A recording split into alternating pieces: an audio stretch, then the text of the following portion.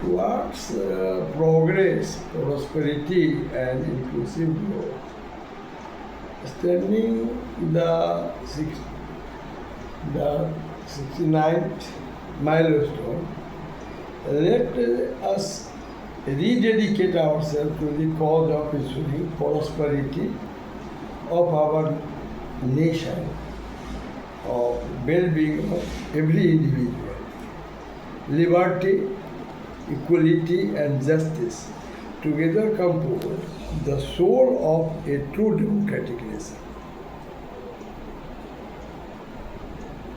And it preserves in its commitment to social welfare and progress.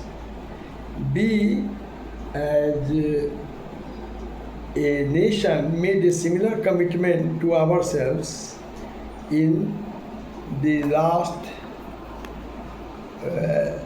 7 or more decades ago, to be guided by the very principles as we march ahead to the path of the progress, prosperity, and inclusive growth.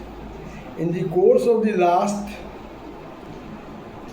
79 years, we have achieved much, but our success so far must not prevent us from focusing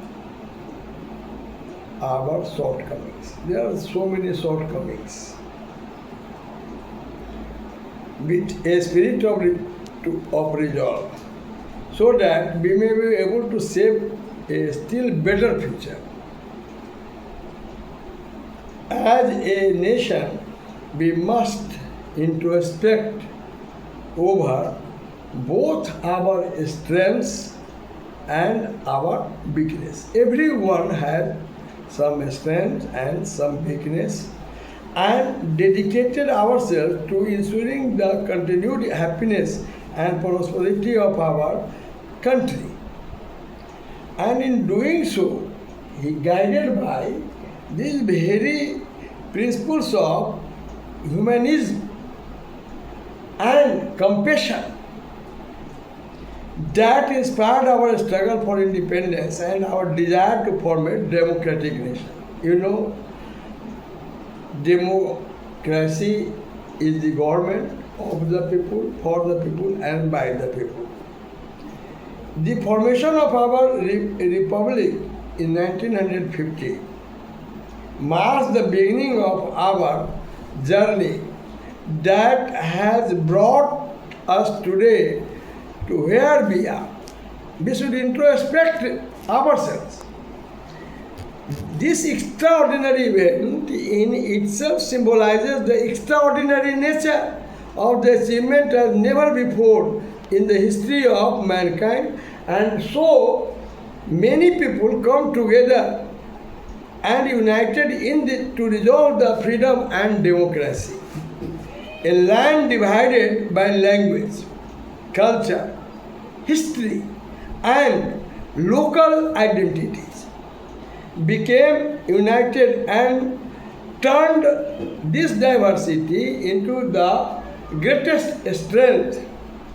The people of this nation shared a dream of robust India of the future, and it is the dream that brought them together. But if the achievement was extraordinary, then the challenge facing the new republic were also overwhelming. Illiteracy, hunger, social bias, and poverty were the core problems that demand the immediate attention to every planet of the nation and its people. The first president of our nation, Dr. Rajendra Prasad, summarized this situation when he said, "In India today, I feel that the work that confronts us in every more difficult than the work we had when we were engaged in a struggle. We did not have then any conflicting is still going on in our society, and claims to reconcile no loaves and fishes to distribute, no power to share. We have all these now. Thus, the initial challenges faced by our nation primarily revived the creation of basic infrastructure, both physical and institutional, in order to ensure the proper functioning of the various aspects of society. This phase of national building required immense hard work and dedication. And we were fortunate to have the leaders who accomplished such difficult challenges in the face of overwhelming odds. There are so many odds still in our pluralistic society. Our nation stands at different crossroads, and the challenges we face today are different from those in the last 75 years ago. Yet the principles that form the foundation of our republic are still the same, and we continue to be guided by them. There were few countries, especially in the developing world, that can boast the strong democratic institutions like ours, which have stood the list of time, but both institutions and mechanisms must continually be reshaped to suit the needs of the present, so that they continue to the effectiveness encouraging the welfare of our masses. Initiatives such as the establishment of Panchayati Raj by the constitutional amendment of the 1992 symbolize the evolution of democratic practice in our country. As power and authority dissolves the grassroots levels in order to be most effective and efficient. Today, there are 3.2 million representatives who have been elected from the villages, towns, and cities under the system. It is worth nothing that 1.2 million of these elected representatives are women. In Bihar, 50% reservations. This is too much, and this is by far the largest number of the elected representative in the history of the democracy. Democracy as the tool that empowers the people finds its expression in India in its own unique and indigenous way. The economic well-being of a nation is also integrated to its progress and development. Today, we live in a world where globalization and global integration are changing.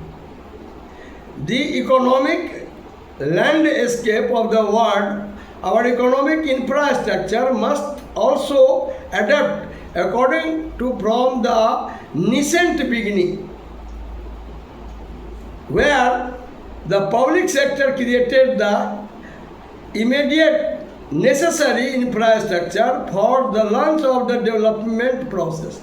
Today, the rise of robust private sector is slowly but steadily becoming an equal partner in ensuring the economic prosperity of our nation. There is a very good contribution of private sector as well. We can be confident that we will be able to achieve the growth targets we have set for ourselves. The impressive performance of our economy has resulted in Indian emergence as a powerful player in the international arena. However, we must not be complacent about our achievements, as there are still greater challenges before us that we must confront in order to ensure sustainable progress and inclusive development. Some of the areas that need particularly attention are the fields of education, health, and nutrition, women's empowerment, rural development, etc. The benefits of development are still to reach all sections of our society. We cannot look at the future without addressing the needs of the underprivileged and downtrodden and disadvantaged sections of our society, with a special emphasis on the development of the scheduled caste, the scheduled tribes, and other weaker sections of the society. Even in the upper caste also, there are so many very poor persons in our society. Their condition is also very pitiable, and their economic conditions should be improved, but it is not improved in comparison to other ones. So we should pay attention to those upper castes, poor persons, as well as the other SC, ST and other EBCs. We must ensure that they too find their rightful place and enjoy the fruits of progress our nation has been making. Our efforts and our commitment while pursuing the goal of high growth rates should be to ensure that all people of our country benefited from it. Thank you very much. Thank you.